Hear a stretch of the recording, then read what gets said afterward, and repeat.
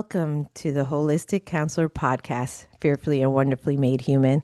I'm your host, Diana S. Rice, licensed mental health counselor, certified integrative mental health professional, and curious soul who's always asking the question, why? This show exists to merge faith, psychology, and whole person healing, creating space for you to feel loved, understood, and equipped to walk out your God-given purpose. If you've been listening for a while, you know I'm passionate about exploring the hard questions, the ones we often wrestle with in silence. And if you're new here, I invite you to go back and listen to past episodes. Every conversation is a doorway to deeper understanding, and your reviews help others just like you find this content. So if you feel led, leaving a quick rating or review, that's one of the most impactful ways to support this show. Today's guest is someone I first heard mentioned back in episode 77, Reclaiming Biblical Sexuality After Trauma and Purity Culture with Dr. Carol Tanksley. I thought, why not reach out and invite her here? So, guess what? She said yes. Joining me today is Kristen Miele, a sexual health educator and the owner and founder of Sex.Ed Reclaimed. Kristen provides Christian families with a full video library of biblically based, age-appropriate sexual health education for kids ages 3 to 18. A resource that is both grounded in scripture and practical for real-life conversations. You can find her full curriculum at www.sexedreclaimed.com. Kristen lives in Columbus, Ohio, with her husband, their 2 daughters, and her 2 kitty cats. We're going to dive deep into how to talk about sexual health in a way that is truthful, biblical, age-appropriate, and trauma-aware. Whether you're a parent, grandparent, youth leader, or simply someone who cares about raising the next generation with both truth and grace, I hope this conversation will equip and encourage you. So settle in, open your heart, and let's step into this powerful conversation with Kristen. Kristen, thank you for being on the show. Thank you, Diana. That was a very warm welcome. I already feel like at peace. I need to come to you for all of my counseling needs. But I'm really happy to be here and I appreciate your enthusiasm for what I do. Yeah, no, for sure. After talking to Dr. Carol, like that really opened my mind. And of course, this is what I usually do. Someone else talks about somebody like, and I'm like, oh, let me see what that is about. And then I get curious and then I Mhm. go look and I literally went through your website. I'm like, this is something that has been needed since the beginning of time talking about the Yeah. subject. So before we dive into the content, I love to start with your story. What actually led you to create this? Right. The shortest answer of what led me to create Sex Ed Reclaimed is actually I was in a place of grief and the Lord brought beauty from ashes, which is what he does. The longer answer is that, and more maybe practical sounding answer is that I studied public health in undergraduate and graduate school. And I was assigned a TA position of human sexuality. Oh, wow. And because I grew up in a Christian family, and I'm saying it like this, because I grew up in a Christian family, I believe the statement is true for many, we did not talk about this. It was too scandalous. If you did, it meant that you were taking away your child's innocence. There's nothing really to say. You're not supposed to do this until you get married anyway. And hopefully the church or school will take care of it anyway. And none of those things like panned out. They weren't really good for me, but it wasn't our parents' fault that we never talked about it. It wasn't the school or the church. It's not entirely their fault. It's just how it was modeled for them. These aren't conversations that have been happening. And so when I began to teach the subject, at a secular big university, I saw how little educated students knew about the topic. And it just worried me from a public health standpoint. And I had this come to Jesus moment where I said, Lord, like, why did you give me this position? I was praying for a job and you gave me this. Why? And he said, why are you afraid of sex? Like, this is mine. What makes you think that it's not? And I just realized hey, this is God's topic. There's no reason we shouldn't be talking about it. It's not sinful to talk about it, as I honestly probably thought. Mhm. Now, does culture honor God or the Bible? No, of course not. They don't know him. But that doesn't mean that I can't teach in a way that shares truth in such an important topic. And so I began doing that, and it was wonderful. I ended up winning awards at my university of, best TA of the year, kinds of awards. When initially I was terrified to talk about this topic with students, Right. and they noted it. My initial reviews were not good, and it totally did a 180 after I had that prayer time because I felt comfortable and safe and ready and excited and hopeful. And that began my journey. That was in 2010. That began my Hmm. journey in sex ed. And I tried to walk away from sex ed many times because I Right. thought, this isn't really what I planned on doing. I never thought I would be talking about this, but the Lord kept drawing me back to it over and over and over again, where every time I tried to take a hard left away from it, it was like, no, you're actually going to go back and do this. I feel you. To the point that I went overseas on the mission field. Wow. Again, thought I would be leaving that behind, but people found out what I had done in my past and wanted that information. And so I began teaching moms, parents, and then I worked at a school, K through 8 school, and taught their health classes, which included sexual health. Was it And private school or public school? I was in both, but I primarily ended up being in a private school. Yeah. And it was Christian. It was a bilingual Christian school. Wow. Um, and then I came back from the mission field to the States. And why I said it came from a place of grief is because I was really sad about coming back. It was unexpected that we came back. We actually didn't even grab our things. We left very unexpectedly. Oh, We had wow. pets over there. We left them. We left the entire, my husband's a physician. We left the entire hospital behind. Wow. And I was really angry about that and Yeah. really sad. My husband had a clear vision not to return. I did not. So I felt it was very unfair. My husband had never had a vision before like that. And I was really grieving the whole thing, all of it. The loss of my job, the mission field. I thought I would be staying there, Hmm. my life there, and my training, etc. And then Sex Ed Reclaimed was born. I was really praying about what was next. And it was just, I'm not going to say clear as day, but pretty close to that of, Right. hey, actually, you're going to film what you do for this, this world, and you're going to tape it and put it out there for parents to utilize. And I actually started to tape it from a purely scientific point of view, which is how I have been teaching it in most secular settings. But I Hmm. felt this calling, no, no, no, no, no. God gave you this vision. You have to merge Right. what you would naturally merge and truly be authentic. And so it is a Christian based sex ed curriculum for families. Not only Christians use it, but I do not shy away from mentioning grace and forgiveness and love Right. and God's commands and his goodness and his mercy. So that is through all of it. I Hmm. initially thought it was going to be 3 lessons for kids, and now it is over 115 lessons for kids. Wow. Yeah, Wow. Wow. I want to go back a little from when you sure. were in your college as a TA, because when you were mentioning that, I was thinking of my first time sitting with 100 students at Florida Atlantic University, and it was sex ed because it was my undergrad. And the professor said, "How many of you have learned sex from your parents?" And 100 students, right? About 100. And we're all looking around and nobody raised their hand. Nobody. No. Um, and then, and then like, well, how many of you learned at this age? She was going through each, I bet that's probably what you've done too. And the next thing Mhm. you know, it's like, how many of you learned from streets or porn? And most, Mhm. my hand raised too, because I did not grow up in a Christian environment, Kristen. Right. Okay, so even though you said they didn't talk about it in most, because really Right. parents don't know how. This was my sex talk in Spanish. My mom basically said, if you get knocked up, I will kill you. That was my sex Yeah. talk. And so I learned, listen, the first time I ever saw pornography was in elementary school in New York Wow. City in the 70s. Okay? So it's so as you see, many of us, even those that might be listening right now, they're probably going, "Oh yeah, now, we're making them think. We're making them think like where did we learn about sex?"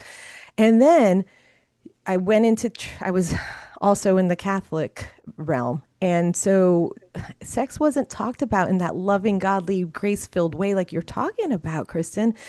And then I became a parent, right? And so I'm trying to learn, but I'm also becoming a therapist, and I was a preschool teacher. So I had to learn ways to teach my bonus kids, because I know we had a conversation before we recorded, and my son in a healthy way and I realized this conversation is not a one-time thing, Kristen. It is not a one-time thing. This is a conversation to start at a very young age appropriate. How do you do that? Right. How's Yeah. your Well, curriculum do that? that's key. And it also provides some freedom. If you don't make it into one big strange weekend or one big talk or one book you pass off, it actually gives a lot of freedom because there's many opportunities to have conversations with your kids, not just one-off points in their life.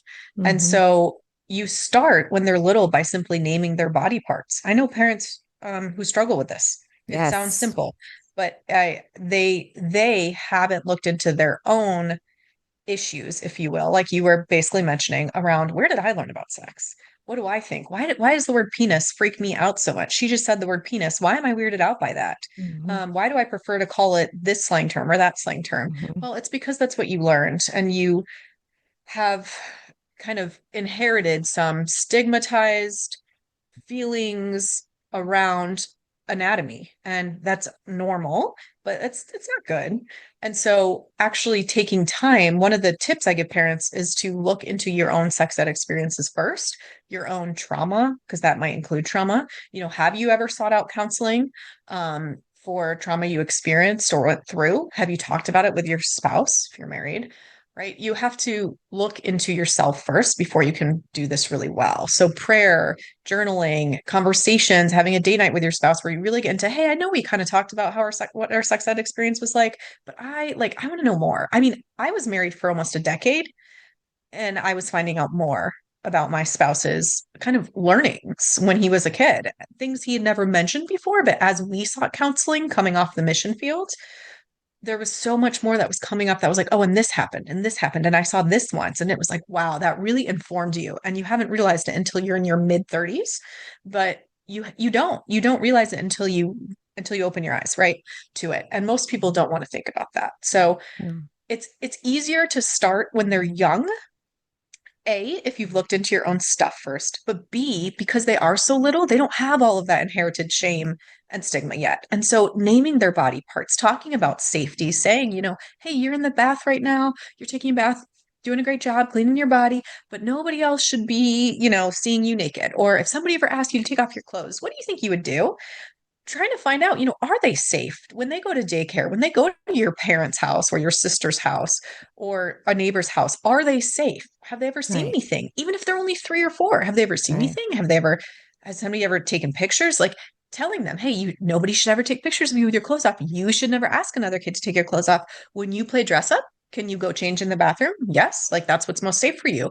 And it's not to freak them out. It's just Right. to, you can hear my tone. It's positive, it's Yes. encouraging, it's loving, because unfortunately, as we all know, there is so much stuff that goes on with littles because they're very vulnerable. Yeah. And so making sure that they're safe, they know the names of their body parts so they can tell you if anything happens, and just to remove stigma, how to clean their body. Girls should wipe from the front to the back. Shoot, some Right. girls don't know that when they're 17. Oh, Um, for End up real. getting They don't. UTIs. Yes. Right. Yes. So when you start that little, it Mm-hmm. it's so much easier later on. And even if you haven't, just recognizing the elephant in the room, hey, we haven't talked about this, and you're 16 now, but I really want to because this was my experience, or this is how I've seen it negatively affect me since I never learned about it, or I only learned about it from porn. Mm-hmm. Whatever you feel comfortable telling them, but really to show them, I care about you, I love you, I'm here for this conversation, I'm present, and I want to protect you, and I want you to know what we believe and what we think and why. Um, but ultimately, if you do have littles in your home, be honest. Like when my daughter saw me, of course, you know how it is. Like kids come in the Yeah. bathroom when you're in there trying to Right. just go to the bathroom. You can't be alone for that. No, But they come no. in, no, no, they come in and it's like, Mom, what's that? It's like, well, that's a tampon. What's that for? What do you do with that? Yeah. Well, you put it in the vagina when you have your period. Girls have their periods every month after they go through puberty. And that helps us to have babies one day if we want to have babies. That's part of the way Mm-hmm. the body works. Like, Boom. Okay, done. Now Yeah. my 4-year-old knows what a period is. Like I didn't Right. even know what they really were when I was 18. I'm not Right. kidding, you No, know? I had to learn from Everybody- I had to learn I had to learn from a neighbor. And I Yeah. was I mean, that's the thing because we're middle school, I know, because I worked in alternative high schools most of my career before I went into private practice. So I worked with middle school, high school. I mean, I've been working with teenagers and in youth groups. Right. And so middle school, Kristen, like that is probably one of the most crucial times, especially. Elementary, I get what you're saying. Like you want to be matter of fact, this is everything. Like this is with a respect and a love and an openness.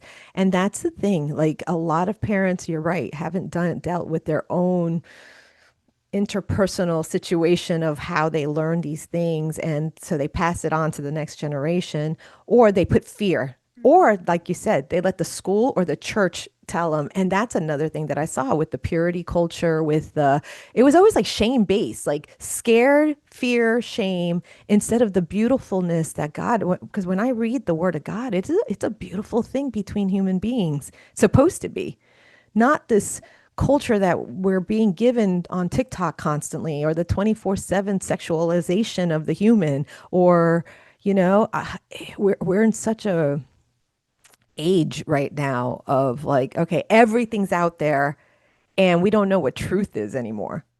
Right. And so I'm curious about how you dealt with in the secular environment more because I work with more people that don't know the Lord. Right. And I want the Lord to be shine through. But sometimes what happens, we're in this culture because I work with a lot of those that are, I call it, they're reconstructing their faith, not deconstructing their faith. Yep. Okay. Yep. They're disentangling their trauma from their faith. And Yeah. so, like bodily autonomy and consent, right, aren't just the buzzwords because there are a lot of denominations that I hate to put it that they'll Bible dart a woman or Bible dart children or Bible dart others by saying, oh no, like you kind of take your rights away. So I've had women come to me and say, well, I'm supposed to give sex no matter what because my body, the Bible verses that they use. How do you deal with something like that? Or it's so much to talk about. So how do you deal or how do you Yes. teach this in your curriculum? Right. Well, in the secular setting, the way I would weave in truth without overtly mentioning Jesus Christ or the Bible Hmm. is I would talk a lot about, so instead of image bearers, I might say that each person has immense value, that each person is incredibly important and they're valuable not because of their body, but because simply they exist. They have a story and a life. And I would say, so I would weave in the golden rule, right? Everybody knows the golden rule. They don't really realize it came from the Bible, but you do unto others as you want them to do unto you. And that connects well to the conversation around consent and around um, caring for each other. When um, I talk to secular school settings or secular groups about relationships, let's say, I talked a lot about future planning. So, this is something that's in Proverbs. This is something we should think about, like, don't be unequally yoked, right? But in a secular setting, I wouldn't say that. It was more about what kind of person do you want to be with? And Mm. have you ever made goals for that? Or are you just going to date the first person that likes you or the first person that's really attractive that likes you? But what about their character? What about the kind of person they are? Do they live a life of integrity? Do you want that?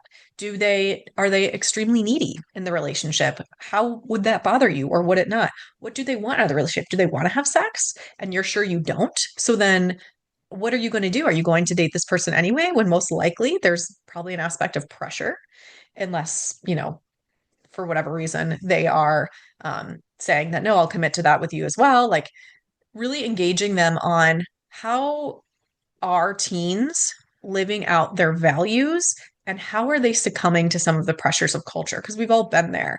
But I think there's really good ways. There's something called like the success sequence, and a lot of more conservative groups use it. But it basically says that if you wait until you're married to have kids, if you seek out some sort of post high school training or collegiate training, then you are more likely to get out of poverty, more likely to have less debt, more likely to have a family who are together and kind of sustain a healthy life. And so there's ways you can talk to kids in those Hmm. kinds of settings that encourage good things that are Hmm. positive for them actually really go against culture in many ways and go against the narrative of like, actually don't get married, like don't bother having kids, they're horrible. It goes against those narratives that are bleeding into young people's lives now, Yeah. but, but honors them as a person with the choice and says, what do you really want, though? If you really think about it, Right. because most people do want that. They do want healthy families. They do want a healthy marriage if that comes around one day. They do Mhm. want jobs. They do want something they're passionate about. So, encouraging teens to really sit with that, to make goals, to journal, to write, to pray if they have a faith background about their futures and I always encourage parents to use opportunities around them. So maybe they're watching a show or a movie with their child. Maybe they're looking at social media together. Maybe they're listening to the news or radio, a song on the radio. Asking your teen, like, what do you think about this Taylor Swift song? Like, she sings a lot about her exes, Hmm. and why? Like, why does she do that so much? Why do so many people sing about love? What do you think? Might get some whatever, but really pressing into that consistently where you use those opportunities. Hey, did you see that billboard? I want to know what you thought of it. Yeah. Oh, I don't know what I thought of it. I just thought, well, can I tell you what I thought? I just thought like they were really sexualizing that girl. And I want to tell you why that bothers me. Like, just go for it. Use those opportunities. They're there. They're a captive audience, particularly in the car. Like, use them, the opportunities to talk about things that you have um, serious value around, that you care about, but you maybe don't know how to present. Like, just Right. walk into that. I know families who will turn off the TV if they see certain things. Right. And sometimes that applies, right? You don't want your kid to see anything super explicit or But something. but I understand If though, Kristen, I'm sorry, but it's true. I yeah, mean, you turn it off or what I've learned in the decades I've been working with adolescents and me yes. remembering vividly when an adult would say, "Hey, listen, don't do that." That makes the curiosity go tenfold and you're like, "Why not? Oh, now I need to go check it out." So, how do you deal with that? How do you teach parents with that situation? Because we're all curious creatures, most of us, if we get the opportunity, because that's where critical thinking actually is Mhm. developed by the curiosity. And what I've seen is many adults, because it's not just parents, it's caregivers or teachers or whatever, they come in with that heavy hand and, especially in high controlling situations, and they come and slam down and it's like, no. And then the guilt and shame goes in there. How's your curriculum work with that? My curriculum does not do do's and don'ts. I'm just totally against that for sex ed. Like I said, even if you're turning something off, you need to explain why. Like w- you can't just turn it off. Your kids will naturally to know why. And if you're not going to explain it, then they're going to go find the answer elsewhere. And so I am very anti legalistic sex ed, a legalistic faith. Like, that's not my faith background. Rules. I'm naturally a bit rebellious. I'm the youngest of three, and I've just always been that way. But it's in free will, which the Lord gives us, that you really figure out, like, oh no, this is what I want to follow, and this is why. Free will is key. If God makes us love him, then the gospel isn't necessary. That also prevents sin in some ways, but he gives us the option to choose him or not, which is huge for a loving relationship, and one of trust. And so I just try to emulate that in the way I teach. I really try to I emulate love that. the option of free will. Even when I talk about heavy topics like abortion, I never say, and actually, one organization I had reached out to for some support Hmm. um, in the way of collaboration and like encouraging people to buy my curriculum early on. And they said, we can't because we saw your abortion video, which by the way is a few videos out of my 120. Okay. Um, one for the there's two of them for each of the older age groups. And he said, you never say abortion is murder and don't do it. And I'm like, yeah, because everybody knows that Christians say that, right? Like they've all heard that. Right. And it's not that simplistic. There's more to the conversation than don't do it and abortion's murder. And Christians get abortions. So I want to speak to the kids Yes. before they're ever getting an abortion or their friends are Right. getting an abortion about why. Like, let's talk about it holistically about why Yes. people seek out abortion. How did they get there? Literally, like, why literally are they in that position, right? unprotected sex, abuse, birth control failings, um, Exactly. and So also, many reasons. And I've had to right, deal with this situation too, as a therapist, as a counselor, honestly, I Kristen. And it bet, is, and I love Jesus Christ. He is the way. yeah, I follow him right, completely. Okay. At the yeah, same time, when a human being comes to me and they're 12 years old and they were raped by their father, yeah, okay, and now I have to get the authorities and everything in there like that. And then all of a sudden, what do you do with that? Where you have people come right. in with their full force. And I'm like, wait a minute, no, you can't be that heavy handed person because this is why we're in such a predicament that we're in the first place. Right? I mean, I'm glad to Mhm. hear that, Kristen. I didn't go through your 150 videos. So I don't know. Yeah, I I can just understand. pray. I pray a lot and go, all right, Lord, whoever's I'm interviewing, please let them glorify you somehow, some way. Mhm. And Thank you. if they don't know you, that we have a conversation that helps the listener. Okay. Mhm. Because it's not about what Kristen believes or what I believe. It's about you, listener, to figure your stuff out, to have critical thinking and get information and get the help you need so you could be a productive member of society. Mhm. Right. Mhm. And so, Right. And I'm big on reality.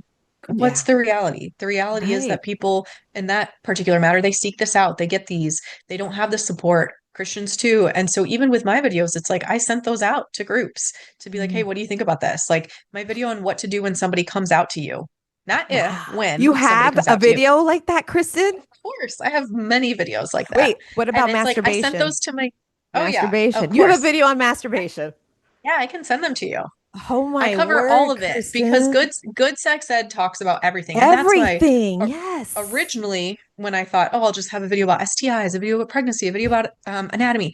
It's like, no, it's so much more nuanced than that. It's so much bigger than that. There's so many great issues Layers. that kids need Yeah. spoken into and need some sort of direction and leading. And parents need help. They don't know how to do it, like Yes. Right. understandably. And so I want to be there. Yes, my videos are for kids, but they're really for empowering the parent too to see Mhm. how it can be done, how it can be Right. conversed about. And every single one of my videos has engagement questions for the kids where they stop, they pause, literally, and they either journal or talk to a peer or a sibling or a parent about the questions I'm asking. Like, okay, now that you know this many people get abortions every year, what can you do about that? Are there 5 action Wow. steps you can take, right? Just to help them engage really well practically with the material. Yeah, what to do when your friend comes out. I mean, I sent that to my gay friends who ultimately like left the church because they weren't loved by Christians. Well, And so listen, I mean, how can we do it conversion differently? therapy. Listen, Kristen, I had a client, not just one, a few that, I'm an alternative high school and a public high school, but people come from different faith backgrounds. And you get the client that comes in and is like, oh no, I had to go to this conversion therapy camp. And I'm going, what? And I was learning so much from my teenagers because we don't know everything. Nobody Yeah, knows everything. And so I started right. going and researching, and I'm like, oh my gosh, no wonder you try to kill yourself.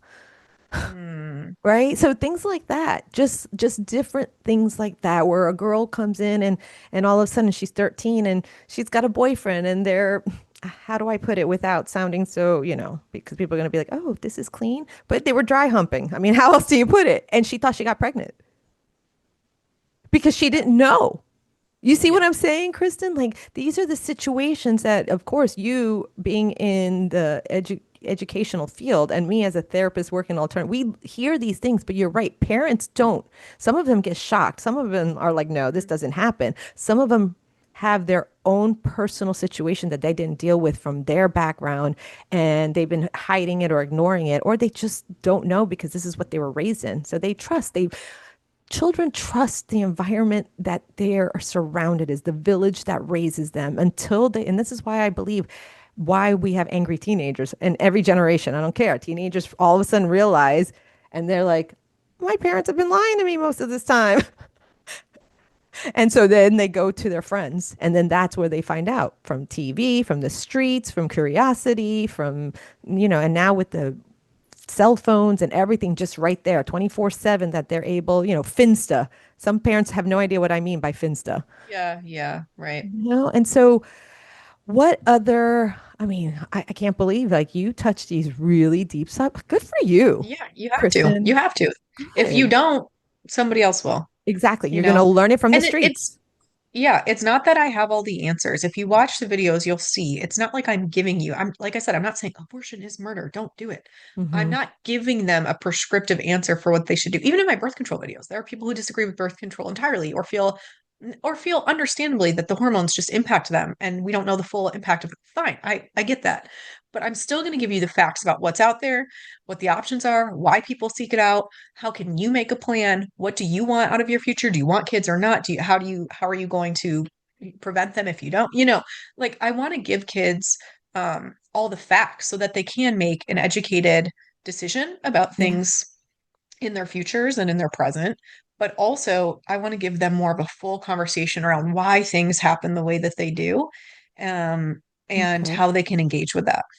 So is this curriculum really good for schools too? Like, did you Yes. do 'em, so, but all schools, like public schools too? No? No, it wouldn't fit Okay. for public schools. Hmm. And I have kind of, recommendations for other groups, but sex ed, I kind of made that executive decision early on. Like I said earlier, it was like, I'm Okay. either going to go this route or I'm not. And Hmm. I decided, no, this is going to be fully Yeah. faith-based. But so it's Christian schools. And that's just where my heart is like Christians need to step up. They need to be teaching this material, period, end of story. Now it's trickier than that because there's always parents and boards and people have to approve this and that. And well, what does she Yes. believe about this? And is her theology the same on this? Like Denominations. Yes. all of it. But I do have Christian schools are my second biggest customer after families. Really? Yeah, Okay. I mean they Good to can use know. whatever parts they want. It's not like they have to show all 100. They don't have time for that, but No. they can show whatever is relevant to that class. Maybe there's Right. issues around sexting. Maybe there's not, right? Maybe they're talking about abortion. They're like, well, you know what? Let's go back to that curriculum we have access to and see what she says and have some conversation. Can you let me know? I mean, I know that'll probably be a long because if there's 150 videos, but can you just share with me all the topics that you hit? We've already named a couple, but what else? You said sexting. What else Yep. is there? Okay. Well, there's like puberty and body safety. There's bad pictures, which is basically porn. So then later on, I talk about porn itself. I do talk about touch, like self-touch with little kids. So I talk about that is really focused on germs and being safe and keeping your hands out of your pants at the grocery store and things like this, not shouting peanuts at the grocery store. So as they get older, of course, the curriculum ages, but actually every single topic I teach is listed on my website Okay. under the various, because I have four curriculum depending on the age of the child. So depending on what ages your kids are, your students are, you would go and you would click that and see. But yeah, what to do if somebody comes out to you? What do I do if I think I'm gay? What is transitioning? Why do people transition? Masturbation, pregnancy, masculinity and femininity, like true masculinity, true femininity. How do periods work? How does pregnancy work? What are STIs? How do people get them? Birth control. Um, there's a lot around consent and safety, healthy relationships, healthy communication, respect, safety on the internet. I mean, yeah, I could go on. I don't want to like Wow. just litany. Good. There's Like just a lot. the real stuff Yeah, that not just because I remember in high school, my sex ed class, it was PE coaches that were my sex ed teachers. And it always is. not female, the male ones, Yep. like the football And I'm coach, sure. right? Yep, Is this exactly. all right? And I'm in ninth grade. I have no idea. I'm a virgin. I don't have a sex talk at home. I come from a culture because that's another thing. Is it culturally sensitive? Because our cultures are Right. all different, right? Yeah. Because one culture in the Christian realm is like very modest. You have to have the dresses down to your ankles, and then they put the guilt on the girls if you show a little skin, right? But and then another culture, listen, that's our culture. Like we come Yeah. in, we're from a Latin culture. Some of us like to salsa dance, whatever, and we like to wear our dresses tight. I mean, I don't Yeah. know. I don't know how else to explain it. I'm not making excuses, but there's so many things that are not culturally sensitive because sometimes we work in the inner cities, and guess what? There's mothers that are 13 years old. I mean, and that's just how it is, like in part. Yeah. Okay, so that's to me really important as well as I'm talking to you because that's where I come from. Remember the beauty from the ashes. That's what we were talking about earlier. Like this sex ed reclaimed is beauty from ashes that you shared in earlier. The same for me with this podcast and through the Valley Therapy and watching things, church abuse and stuff like that, or just regular abuse from people. So with this curriculum and this understanding of cultural competency and just being able to speak real, like, you know, I remember I had a client who had OCD really bad because we finally got to the nitty gritty of it. It was because he was around 11 years old and his parent came in and found him masturbating. But when you don't know and the parent don't know how to speak about it and all that, it's straight up saying, "Oh my gosh, you got the devil in you." So imagine 11 years old thinking you have the devil in you because you're touching yourself. Hmm. How do you speak on these things in your curriculum, or how do you touch on these things, without it's so hard, but what Right? It is hard. It is hard. And I do think parents are the best sex educators, or they should be the best sex educator in the sense, not that they're necessarily the most, they have the biggest resume for it, the longest resume, but they are the best position to because you're your child's guardian. Like this is what you're part of your job. And so I do actually have videos in each of my curriculum for parents only. So one of them is called What to Do If You Walk In on Your Child Masturbating. Um, wow. basically the I'll give you the short of that video, which is that you you don't ignore it. You don't pretend like you didn't see it. You ask them like, "Hey, I won't get dressed. Like, I do want to talk to you," but you really watch your tone, you watch your body language, right? Kindness, love, empathy, understanding, and it does depend on the age a little bit. Like, it's very different. An 11-year-old versus a 17-year-old. Are they using porn? Not using porn? Because that's going to bring in different parts of the conversation too that you need to touch on. But really, having the conversation about it is key. Showing kind and loving body language and saying, "Hey, I know that this is something you were doing, something you were exploring. It's very normal. A lot of people do this. There's a ton of nerve endings in your genitals. And so it does feel good to touch them," which is something I recognize in my curriculum. Um, However, I do want to talk about the fact that you were using porn. Like porn is really harmful. And I want to talk to you a little bit about that. And I'm not going to tell you it's easy to get away from because it can be really addictive, but it's really hurtful. And here's why. And so actually getting to kind of have that conversation around porn or maybe around your values around masturbation. Christians even have different perspectives on masturbation. And so what are your values and where do you get those from? And actually explaining those to the kid. Um, I mean, if your kid's 3, for example, this is a different conversation because some parents assume it's masturbation, but it's not. They're Right not trying to now. get sexually excited and have an Right. orgasm, and they're not fantasizing. Like they're just self-touching because it's soothing to them and they're trying to soothe themselves. So, like my daughters, they would do kind of, you mentioned dry humping earlier. They would kind of do that on like Hmm. beds, right? A Hmm. little bit. And instead of freaking out, my husband and I both recognized, this is a totally normal thing to do, self-soothing. But as they got a little bit bigger, it was like, this is something you can do in your bed, okay? Just in your bed, like not in front of your babysitters. And honestly, we didn't even really get into why.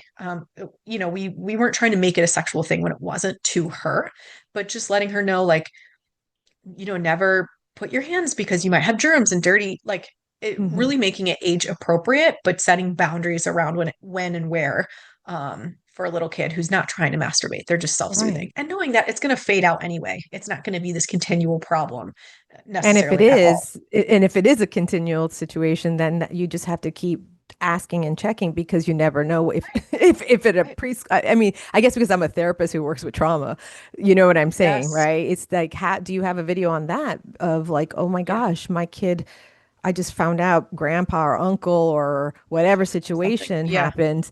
What do I do Yeah. now? So do you give resources too, like when situations come up, or how's that curriculum work? I don't give resources. I Okay. feel like there's so many, but I Hmm. do tell people to look for, let's say, yeah, they're doing something that's new. And you're wondering, why are they doing this now? Or why are they mentioning this word now? Or why are they, acting in this way? Well, you have to ask about that sleepover. You have to ask if they've seen anything. You have to ask if anybody's tried touching, and you just Yeah. want to know because you love them, you care about them, not because they're going to be in trouble. Right. Um, but I regularly recommend counseling. I regularly recommend when it's relevant, seeking out addiction recovery resources or Okay. filters, accountability, Good. things for the internet. There's just so many, as you can imagine, with this topic, like resources that can come in that feed into different Yeah, for sure. aspects of this. Hmm. So it'd be like exhaustive for me to Yeah, mention no. all of them. I have some affiliates and things where Oh, good. So those are listed on my website if they are an affiliate connection of mine. And actually, people can be an affiliate of Sex Ed Reclaimed, where if they mention it to somebody else and that somebody else buys, they can actually earn income for their ministry or their work as well. Oh, So I interesting. Yeah, so you can sign up on my website. Anybody can. Anybody can. There's a Right. brief application on my website, but Okay. it's hard to list all the resources out there. But No, I am yeah. really thankful that there are many, but there's somewhat dependent on where you live and that kind of thing too.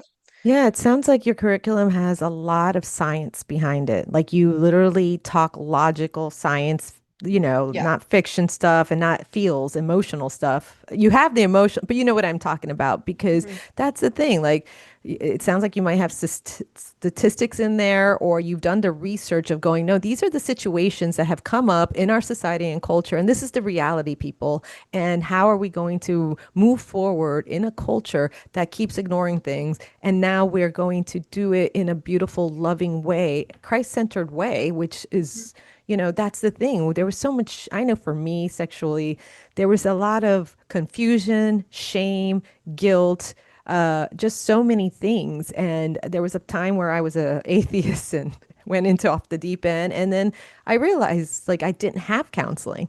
I didn't know. I did not know. And this is why I went into being a counselor because I had so many questions of so many things. And I'm like, well, it starts with the behavior, human behavior. And why are we in this place? And why did so and so do that? Or why did Hmm. I have to see Yeah. that? Or stuff like that, Right. right? It's Yeah. and then getting the healing. So, Kristen, let me tell you, like, this is phenomenal. Like, I'm really impressed. And somehow, some way, you never know, it could go into the secular schools because it doesn't sound like you're pushing a flipping a denominational agenda or you're trying to cause hurt and pain. It's like you're trying to open the minds of caregivers because I don't call them parents because of I've seen so many You never know. families, Yeah. right? So before, because I could sit here and talk to you for another flipping hour, girl. I You'll love be fine. this. I love this. So you've reached homes in all 50 states and 13 countries. And so what are some of the outcomes or feedback you've received that show how this work is transforming families and bridging generational gaps? Yeah, that question makes me a bit emotional actually. Because it is doing that. And that is such an honor and a privilege and a blessing and a mercy in a way that I even get to hear about those things. I have my own story, right? And I have my own pain in that story. Like you're saying, you kind of fill the gap that you see in the world, whether you knew you were headed that way or not. And I do want to prevent some things. I'll put it that way. I want to prevent some things. I want to encourage and empower in other ways. And I'm doing that. And it's so crazy because I actually just launched this business in January of 2023. And so it's only 2.5 years old. Well, a little over 2.5. And already it's just gone to places I never could have imagined. I can share I have testimonials and things like that on the website, but a story, maybe week before last, mom emailed me, or I'm sorry, no, she messaged me on Instagram and she said, I need to tell you a story about my 11-year-old who uses the curriculum. I said, okay. So her 11-year-old went to a friend's house, good friend. And the friend said, did you know you can look up naked bodies on YouTube? Oh, And this kid said no. And he started typing it into YouTube. And I have an acronym in my younger curriculum, which is STOP. So mhm. it's if a bad picture's coming or it's there, you see one, you're being shown one, shut your eyes, tell an adult, open your mind to something new and play something else. And he had already been through that curriculum. He had just turned 11, but he watched it, when he was 10. So he did that. He said, no, I'm not going to watch that. He told his mom, who then called that mother were those parents. And they played something else. They went outside and they played instead. And she was like, you prevented my child from seeing porn at 11 and starting something, who knows, right? Like he's married in 20 years and he's still watching porn and now he's struggling in his marriage and his wife is unhappy and like he's hiding it because they're Christian, whatever. Um, and I'm like, man, that's what I'm here for. I'm here for that. I don't know who that kid I, is. But the fact yeah. that I get to like do that, and I don't know if he'll never see porn, if I'll prevent that, But you did like it for that the one rest of his time. life. Right. Right, but it's from this age. And now that other mom who she called is like aware of something her son is doing because this mom was able to say, like, hey, this is what my kid did. And she said, the only reason my child did that, I never would have talked to him about porn. He's so little. The only reason he did that is because he watched this curriculum. And I'm like, that is just so cool. So, Wow. um, and then I have, what's interesting is, and this comes to mind I guess a little bit maybe because of your story. I have parents who like have kids who are older, maybe they're in their 20s now, and they didn't do anything with them, or they had a purity weekend and that was it or something. And they will tell me they've seen how that affected them negatively Yeah. in their fresh marriages, in their young lives, during the college years, whatever, in the relationship with their parents still. So, but then they have a third or a fourth kid who's a bit younger, right? And they're like, I'm doing it differently with them. Like, I'm getting your curriculum, I'm doing it differently. I want to have these conversations. And I want my older kids to hopefully come back and I can like talk to them about this stuff now. And I just think that is really cool too, to basically say, yeah, I kind of screwed up with these other kids. Like, I don't really like what I did for XYZ reason. Yeah. I'm going to change it for the next couple. Because I have to do something different. And it's like, It's but I don't know let's how to. So I'll use your curriculum. Kristen, let me tell you what and I think I'm tearing up because I'm thinking of, wow, I probably have like a dozen clients who come to me, um, male and female, that are addicted to porn, and that's why they're, working through that they were never taught appropriate in their home, or it was a fear-based, or the purity culture, and I have some that are 30-something-year-old virgins still, and they feel so much guilt and shame because they have desires in their body. And it is a hard place too because they're so used to saying the black and white of sex, if you know what I mean, in especially in the churches of, it's just like, no, like it's like, don't ever think that way, don't, it's just for procreation kind of thing. Or Right. Right. and then they have all these emotions and feelings and stuff like that. I think your curriculum can actually help those that are over 18. Like, because I do a lot of internal family systems and cognitive behavioral therapy. So what it sounds like, those inner children that are, those parts of you that the inner child didn't Yep. get those things, it could be beneficial for them as well to learn Mhm. from scratch, because eventually they're going to be, if they choose to be parents, they're going to need it to teach the next generation. So honestly, 3 to 18, because I know that's what it was on your website. I'm Yep. thinking it's 3 to until your inner child's healed. Yeah. Wow. So, Kristen, listen, I really appreciate your time and doing this hard work, because I'm sure that there's people out there that would be like, oh no, like, and come after you. And so it's like you staying focused on the race that God has put before you. Honestly, it's the same for me in a way, because I'm like, starting through the Valley Therapy and this podcast, I'm like, I'm exhausted. I just want to go in the woods and hug trees all day and look for mushrooms, you know? You want to forage.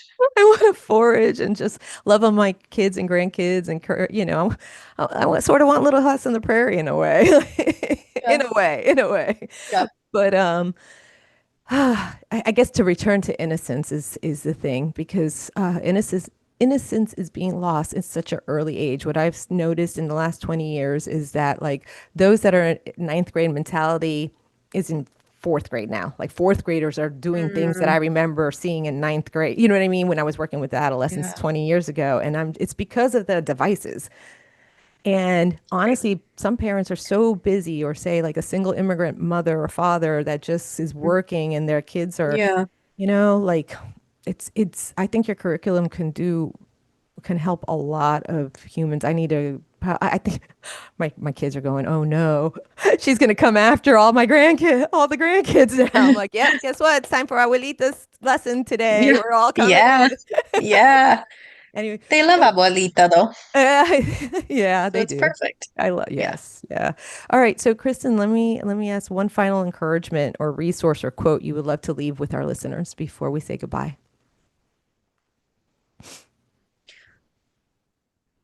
This is not my usual one, but if anything from this podcast, which you've just listened to, is resonating, anything, whether it's talking to your spouse, doing a date night where you really go back, talking about porn addiction, asking your spouse about their porn usage, or your kids if they've seen anything, or getting curriculum, or prayer, whatever it is, whatever has stood out to you in this podcast, don't leave it in this podcast. Go do something about it. Go do something about it. And I know that sounds a little bit generic or maybe even corny. Well, like, yeah, of course. Like, but who really does things from a podcast? But it is so important because yes, we all learn from various topics growing up. We have various subject matter, but sex ed is missed, even though it's one of the most life changing. I mean, we're literally here because of sex. And so if anything stood out to you from this podcast as a parent, or a grandparent or a guardian or a teacher, go interact with that and do something about it this week, this upcoming weekend, whatever it is, because you will be really honestly blessed by that. Yeah. Go get help. That's what I'm hearing. Like, go get some help. We're not meant to do this life alone. We're not. And go talk. Go talk. I mean, it does take a village. Yes. So go talk, go have that fellowship, go encourage your church, go ask your church, go be in prayer, meditation, journaling, go Yeah. forage and Yeah. consider some things. Yeah. Do the inner work, right? Which I'm sure you tell Yes. clients all the time, but Yeah. it's really important and it's actually really beautiful when the things come out into the light that we're in a dark place. It's so much better. Yes. Yes. I know it's scary, but Mm, that's fear. And to me, this is what I tell my clients all the time. Fear is false evidence appearing real, and we're trying to make you face everything and rise. mm. Right? Well, Kristen, thank you so much for being on the show. And listener, please do not forget to trust in the Lord, guard your heart, and renew your mind. Bye.